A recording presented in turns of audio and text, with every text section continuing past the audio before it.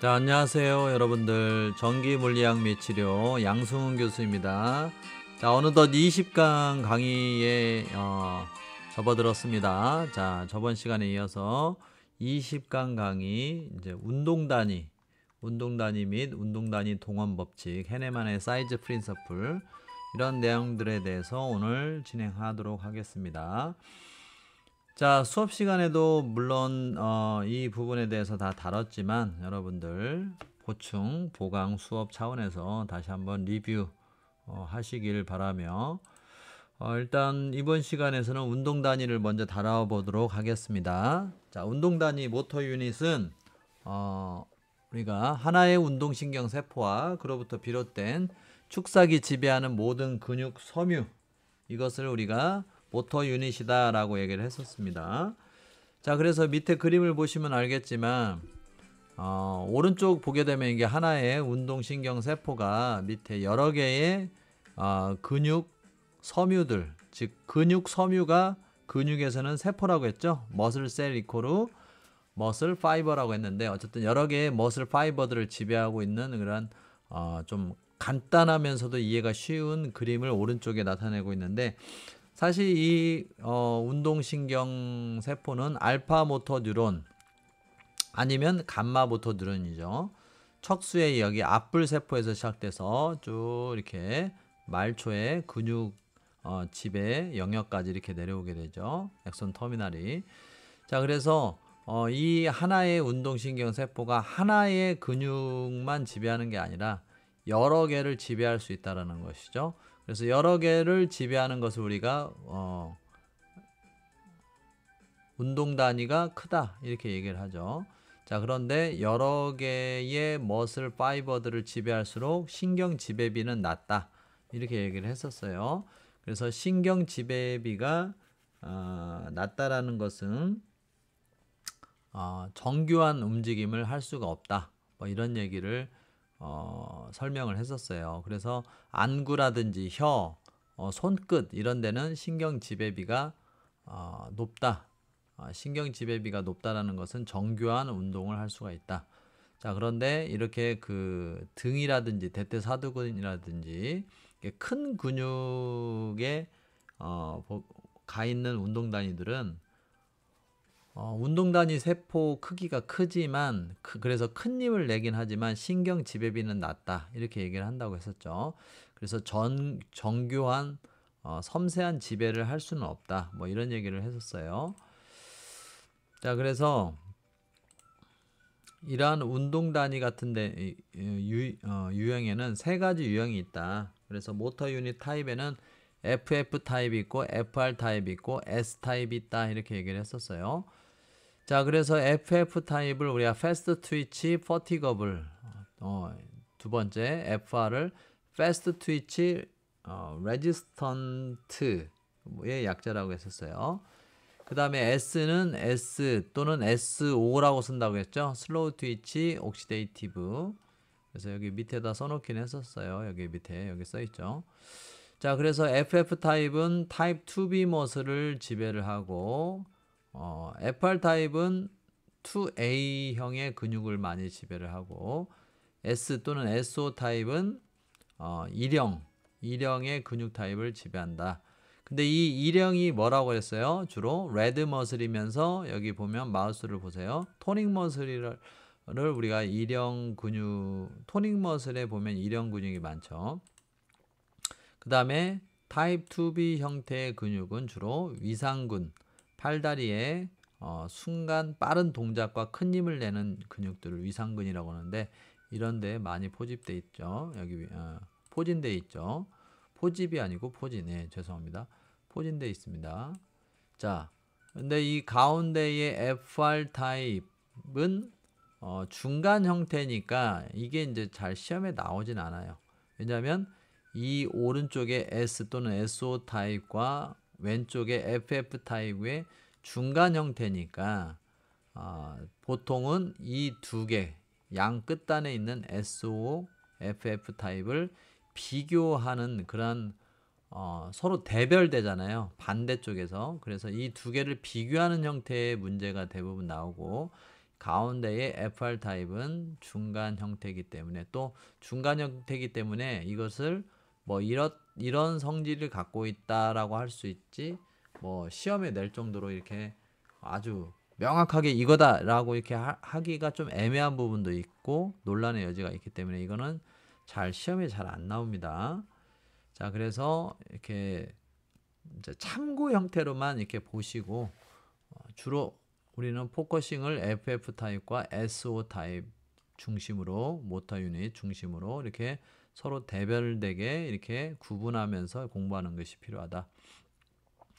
자, 그래서 일단 그 서로 지배하는 근육이 FF 타입은 위상 근육, 발다리 위상 근육, S는 토닉 머슬이 이렇게 있는데 그게 이제 어떻게 차이가 있느냐? 아까 또 우리 이게 레드 머슬이라고 했었죠. 여기 S 또는 SO 타입을 우리가 레드 머슬이라고 했고 이거를 FF 타입 운동 단위는 화이트 머슬을 지배한다라고 얘기를 했었는데 우리가 이제 뭐 참치 고기를 먹어도 이렇게 하얀색이 나타나는 근육이 있고 근데 이제 우리가 화이트 머슬이라고 하지만 화이트 머슬이 완전히 하얗다 뭐 그런 거는 꼭 아니에요.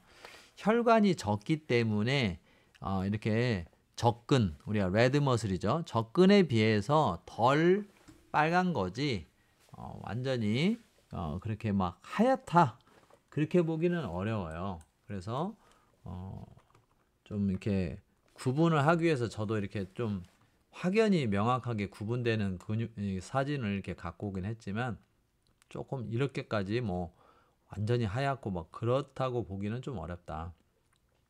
그래서 우리가 참치 먹으러 가면 좀 이렇게 하얀색을 나타내는 근육 부분이 있고 완전히 빨간색을 나타내는 근육이 있고 좀 뭐 그 중간 단계 있고 그렇잖아요. 자, 그래서 여기 보면은 그 큰 운동 단위인 FF 타입은 주로 큰 힘을 내는 그런 근육을 지배하는데 그런 근육들이 대부분 화이트 머슬이에요. 화이트 머슬이고 머슬 타입 유형으로는 우리가 타입 2B라고 하죠. 자, 그 다음에 주로 이렇게 빨간색을 나타내고 있는 이런 레드 머슬은 모터 유닛이 가장 작은 S 또는 SO 타입이라고 말하는 이 운동 단위가 지배를 한다. 자, 그래서 이런 근육들은 주로 토닉 머슬에 주로 많다. 토닉 머슬은 우리가 다른 말로 자세 유지근에 많다라고 얘기를 하죠. 포스럴 머슬. 자, 그래서 우리가 위상 근육은 팔다리에 주로 많아요. 위상 근육은 그래서 팔다리에 이렇게 뭐 바이셉스, 트라이셉스, 쿼드리셉스, 햄스트링 뭐 이렇게 순간적인 큰 파워를 내면서 강한 힘을 이렇게 발휘하는 이러한 위상 근육들의 이제 타입 2B 머슬이 많고 그 다음에 타입 1 즉 S 운동 단위가 지배하는 타입 1 머슬은 주로 이렇게 왼쪽에 있는 이런 긴장성 근육 즉 자세 유지근에 많이 분포되어 있다. 자, 그래서 우리가 그러한 서로 근육의 특성이 좀 다르다. FF 타입이 지배하는 근육과 S 또는 SO 타입이 지배하는 근육이 조금 특성이 다르다.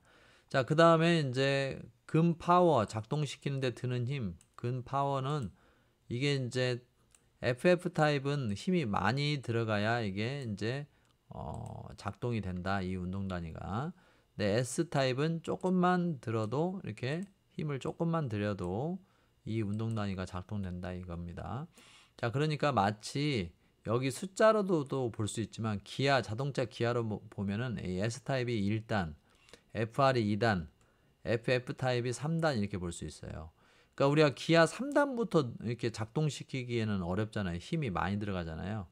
그렇죠? 그래서 이 운동 단위를 작동시키기 위해서는 힘이 많이 들어간다. 멋지 이렇게. 자, 그다음에 그래서 우리가 해네만의 크기 원리, 작동 원리를 보게 되면 자, 이게 이제 동원 순서의 법칙이라고도 하고 그다음에 해네만의 크기 원리 또는 크기 법칙이라고도 하잖아요. 그래서 우리가 자동차를 타면 기아 1단 넣고 2단 넣고 3단으로 이렇게 순서대로 이렇게 기아가 올라가듯이 이렇게 동원되는 순서가 S타입의 모터 유닛이 먼저 동원되고 그 다음 FR 그 다음 마지막으로 FF 이런 식으로 동원이 된다 이 말이에요. 거꾸로 동원 순서만 있는 게 아니라 해체 순서가 있어요. 해체 순서는 거꾸로 우리도 기아가 속도가 떨어지면 3단, 2단, 1단 이렇게 내려오듯이 해체 순서는 동원 순서 아니고 반대로 해체 순서는 FF 순에서 그 다음으로 FR 그 다음에 S 이렇게 순서가 된다. 자, 그래서 이렇게 동원 순서도 우리가 알고 있어야 되고 그것을 동원하기 위해서 얼마큼의 힘이 들어가느냐 이런 것도 서로 구분해서 이렇게 서로 상대적으로 이해를 하시면 될 것 같아요. 자, 그 다음에 근수축 속도 같은 경우는 이 레드 머슬을 지배하는 SO 또는 S타입의 운동 단위는 느려요. 근육이 순간적으로 뭐 수축하면서 강한 힘을 내는 타입이 아니라 우리가 지근이라고 하죠. 지근, 슬로우 트위치 머슬이죠. 천천히 수축해서 오랫동안 가는 그런 형태의 근육이에요. 그래서 슬로우. 그런데 타입 2B, 큰 힘을 내고 빨리 이렇게 쉽게 피로해지는 이렇게 수축 속도도 빠르고 큰 힘을 내는 타입 2B 형태의 근육은 수축 속도도 되게 빨라요. 수축 속도도 빠르고. 자, 그렇지만 근육 수축을 유지하는 시간은 되게 짧아요. 타입 2B 머슬은 즉 FF 타입의 운동 단위의 지배를 받는 타입 2B 머슬은 굉장히 근수축 유지 시간이 길지 못하다. 짧다. 자, 그런데 S 운동 단위의 지배를 받는 타입 1 1형 근육은 되게 수축 유지 시간이 길다. 그래서 장시간 수축할 수가 있어요.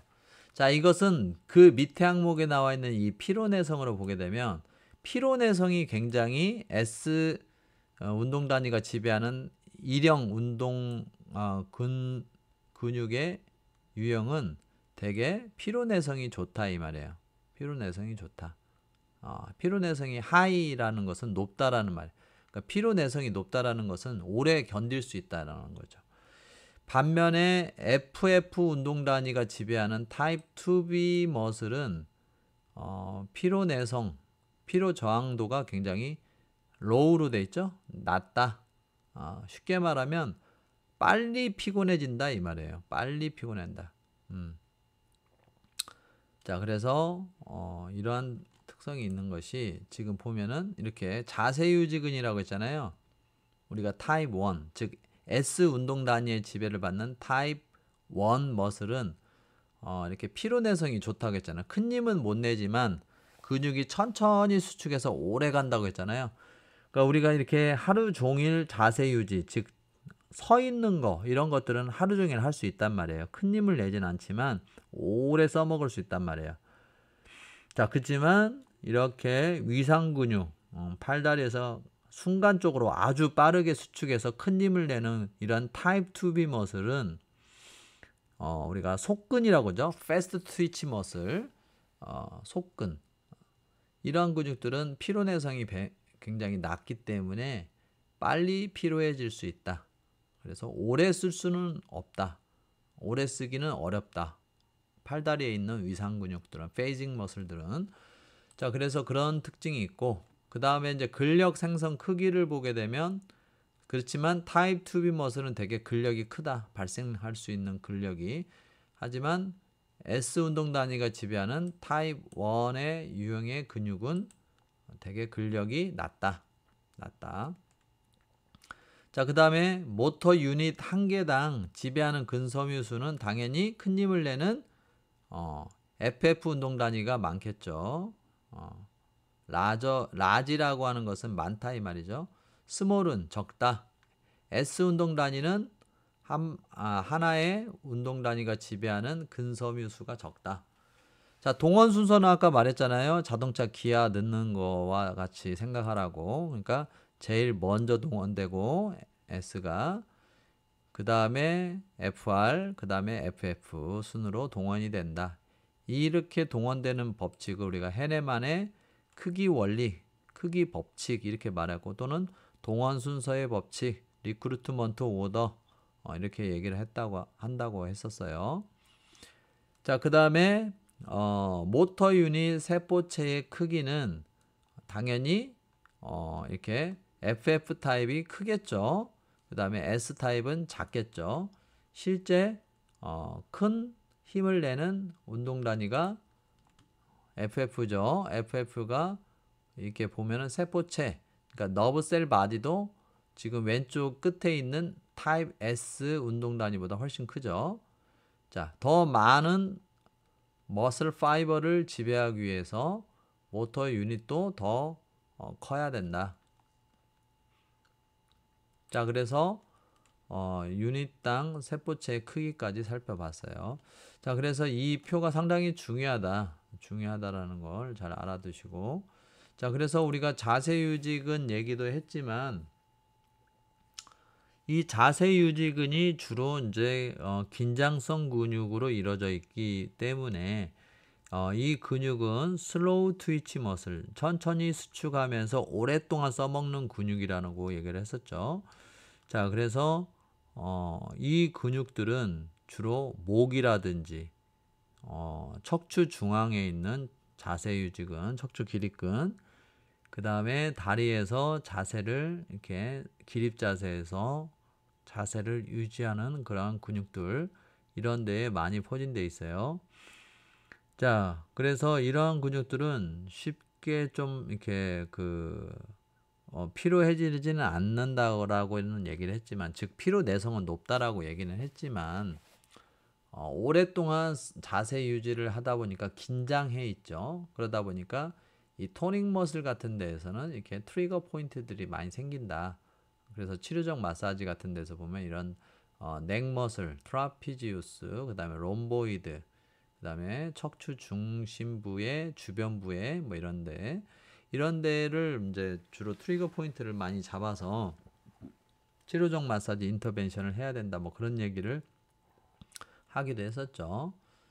자, 그래서 그렇고 또 하나는 이제 뭐냐면 팔다리에 이제 주요 위상근들, 즉 바이셉스 브라키라든지 트라이셉스, 그 다음에 다리 쪽에 쿼드리셉스나 햄스트링에 이런 근육들이 순간적으로 폭발적인 힘을 내면서 위상성 동작을 한다고 하지만, 그렇다고 얘네들이 무조건 위상 근육이다 라고 단정 지을 수는 없습니다. 왜냐하면 위상성 근육의 성분들이 많이 있지만 또 얘네들을 가지고 또 우리가 서 있기도 하잖아요. 그래서 섞여 있다, 믹시드 형태의 근육이다 라고 볼 수가 있습니다. 자, 그런 측면도 우리가 염두를 해둬야 돼요. 자, 그 다음에 아까도 얘기를 했지만 자, 우리가 큰 운동 단위, 즉 FF 운동 단위 같은 경우는 굉장히 폭발적으로 큰 힘을 낸다고는 했지만 오래 쓰지 못한다고 했었죠. 자, 그래서 에너지 시스템이 주로 좀 이렇게 이런 그 타입 2B 머슬은 무산소 대사 과정을 이렇게 거쳐서 에너지를 만드는 시스템으로 그 힘의 원동력을 쓰는 거죠. 자, 그런데 우리가 이제 슬로우 트위치 머슬, 즉 빨간색의 레드 머슬들, 자, 누가 지배하나요? S타입 또는 SO라고 해도 상관없어요. S타입의 운동 단위가 지배를 하는데 얘네들은 오래 쓸 수 있다고 했잖아요. 자, 그래서 오래 쓰는 그런 에너지 시스템이기 때문에 이게 이제 이 표에는 에너지 시스템이 안 나왔네요. 자, 그렇죠. 자, 그래서 그런데 이제 여러분들 교과서에는 66페이지 보게 되면 이렇게 타입 2B라든지 타입 2A 뭐 이런 데는 뭐 이렇게 무산소 에너지 대사를 한다라고 이렇게 써 있죠. 가운데 있는 2A형 즉 FR 타입의 운동 단위가 지배하는 근섬유들은 이제 좀 유산소도 걸쳐 있고 또는 뭐 무산소도 걸쳐 있다 뭐 이런 내용이 있는데 어쨌든 이제 우리가 양쪽에서 반대 성향이 있는 FF 타입과 S 타입을 비교를 해보면 S 타입은 유산소 아까도 제가 말했잖아요. S 운동단이라고도 하지만 SO라고도 한다고 했었죠. 그래서 SO라고 하는 거에 이 O가 뭐냐? 옥시데이티브를 말하는 내용이죠. 여기 써 있긴 하네요. 근수축 대사 방식이라고 하는데 근수축 뭐 에너지라고 하는 게 낫겠네요. 에너지 대사 방식 이렇게 하는 것이 조금 더 자, 그래서 FF 운동 단위가 지배하는 타입 2B 머슬들은 주로 무산소, 언에어로빅, 그다음에 S 또는 SO 타입이 지배하고 있는 일형 근육은 주로 에어로빅, 유산소 에너지 대사를 한다 이렇게 써놨어요. 자, 그래서 유산소냐 무산소냐 서로 이제 대별되기는 하는데, 자, 여기서 보게 되면 에너지를 만들어내는 세 가지 방식이 이제 책에는 안 나와 있지만 간단하게는 나와 있지만, 그래서 크레아틴 인산 방식의 ATP PC 시스템이 있고, 그 다음에 당을 녹여서 쓰는 해당 작용이라고 해서 우리가 젖산 시스템이라고도 합니다. 여기 락틱 시스템 써놨는데 젖산 시스템이라고도 합니다. 그래서 글라이콜라이시스 시스템이라고 합니다. 자, 그래서 이 두 시스템이 무산소, 즉 산소를 거의 쓰지 않는 무산소 에너지 대사 과정이에요. 자, 그래서 얘네들이 주로 이제 그 타입 2B 머슬이라든지 2A 머슬이라든지 얘네들이 이제 주로 이제 이런 걸 쓰는 거예요. 자, 그 다음에 산화작용은 유산소 에너지 대사 과정인데 에어로빅 시스템이라고 하죠. 자, 그래서 이렇게 우리 몸에 에너지를 만드는 세 가지 시스템이 있는데, 이 세 가지 시스템은 주로 처음에 작동되는 게 바로 이 크레아틴 인산을 주로 쓰는 ATP-PC 시스템이죠. 이게 이제 PC라는 게 포스포크레아틴의 그 약자예요. 포스포크레아틴, 즉 크레아틴 인산이라는 말이죠. 자, ATP-PC 시스템이 초기에 한 10초에서 30초까지 쭉 이렇게 지배하는 걸로 나오는데, 사실 이렇게 뭐 그래프는 그래 있지만 사실 거의 한 10초 정도 10초 정도까지 거의 대부분 이게 소멸됩니다. 10초 안에. 그러니까 아주 빠르게 소모되는 시스템이에요. ATP 시스템이. 그래서 처음에 한 10초 운동 개시 동작 개시에 처음 10초 정도를 ATP-PC 시스템이 감당을 해줘요. 감당을 해주다가 이 에너지 시스템은 빠르게 고갈되니까 그 다음에 이렇게 노란색 선이 쭉 두 번째 과정을 이렇게 감당을 해주죠. 그게 바로 우리 해당 작용이라고 하는 젖산 시스템이죠. 락틱 애시드 시스템 또는 글라이콜라이틱 시스템이라고도 할 수 있어요. 그래서 당을 녹여서 쓰는 에너지 시스템 체계, 이게 이제 그 다음 감당을 해주고, 그 다음에 이제 점진적으로 스멀스멀 올라오는 마지막 에너지 감당 체계가 있죠. 그게 이제 유산소 체계인데, 유산소 체계는 물론 처음부터 작동은 어느 정도 되지만 점점 한 2, 3분 지나면서 거의 도미넌트해지죠.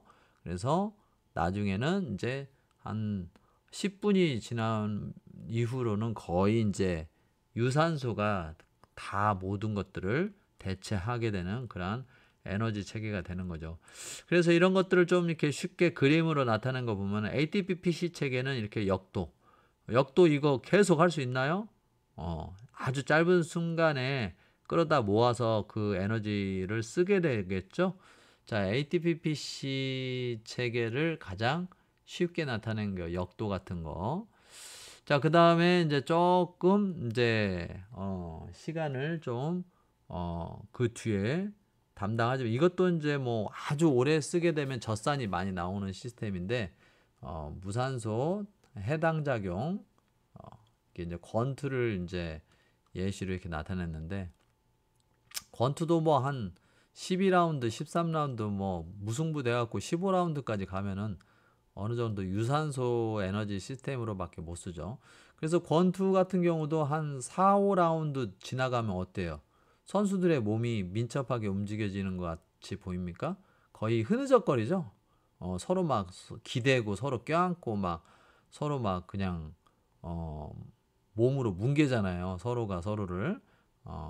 그게 이제 그 빠르게 쓸 수 있는 민첩한 에너지 체계가 고갈돼서 유산소로 그냥 버티는 거기 때문에 그런 몸 동작들이 나오는 겁니다. 자, 그 다음에 이제 유산소 에너지 대사를 대변할 수 있는 가장 대표적인 동작, 이런 것들이 이제 우리 트레드밀, 헬스클럽에서 오랫동안, 뭐 트레드밀 사실 뭐 피곤은 하지만 오랫동안 하라면 할 수 있죠. 1시간, 2시간 하라면 할 수는 있어요. 자, 그 다음에 뭐 이런 거, 자전거 뭐 이렇게 패들링 하는 거, 이런 뭐 기구 같은 거, 유산소 기구, 이런 것들이 전부 다 유산소 과정이죠. 그래서 에너지 시스템이 이렇게 시간대별로 달라진다라는 거예요. 달라진다라는 거.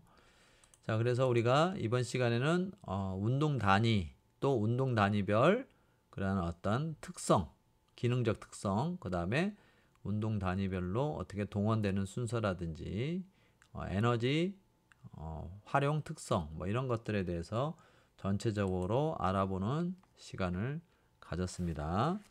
자, 내용을 조금 이해를 하셨는지 모르겠습니다. 수업 시간에 듣고 또 보충으로 듣는 이러한 수업을 통해서 여러분들 조금 더 이해의 폭을 넓혀 가시길 바랍니다. 수고 많으셨습니다. 감사합니다.